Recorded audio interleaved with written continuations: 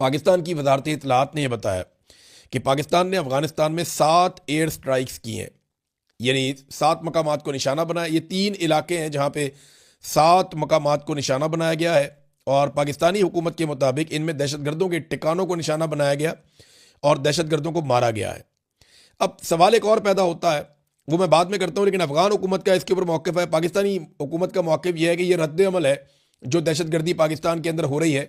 बल्कि अभी जो हालिया दहशतगर्दी हुई उसमें एक लेफ्टिनेंट कर्नल समेत 3 लोग शहीद हो गए और जवाबी कार्रवाई में कुछ दहशतगर्द भी मारे गए। लेफ्टिनेंट कर्नल हैं शहजादा गुलफराज, ये एक दहशतगर्दी के वाक़े में शहीद हुए। सिपाही उनके साथ करामत शाह, वो भी जामे शहादत नोश कर गए। तो ये बड़ा अफसोसनाक एक वाक़या हुआ। उसके बाद एक रद्द अमल आता है और इससे पहले भी ऐसे ही ऑफिसर्स की और जवानों की शहादतें हो रही थी।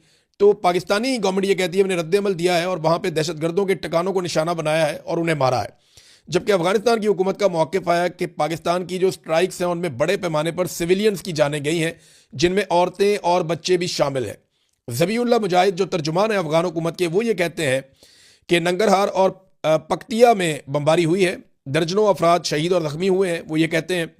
और उन्होंने इल्ज़ाम लगाया कि पाकिस्तानी जर्नैल अपने मुल्क की सिक्योरिटी कमज़ोरियों का अजाला इस तरह के जराइम के ज़रिए कर रहे हैं कि हमला किया जा रहा है सिविलियंस के ऊपर। अच्छा, एक सवाल और पैदा होता है जो मैं करना चाहता हूँ। देखिए, ये तो दोनों वजारत इत्तलात हैं। अब पाकिस्तानी वजारत इत्तलात ये कह रही है कि हमने वहाँ पे दहशतगर्दों को मारा है, अफगान वजारत इत्तलात ये कह रही है कि नहीं, सिविलियंस उसके अंदर निशाना बने हैं।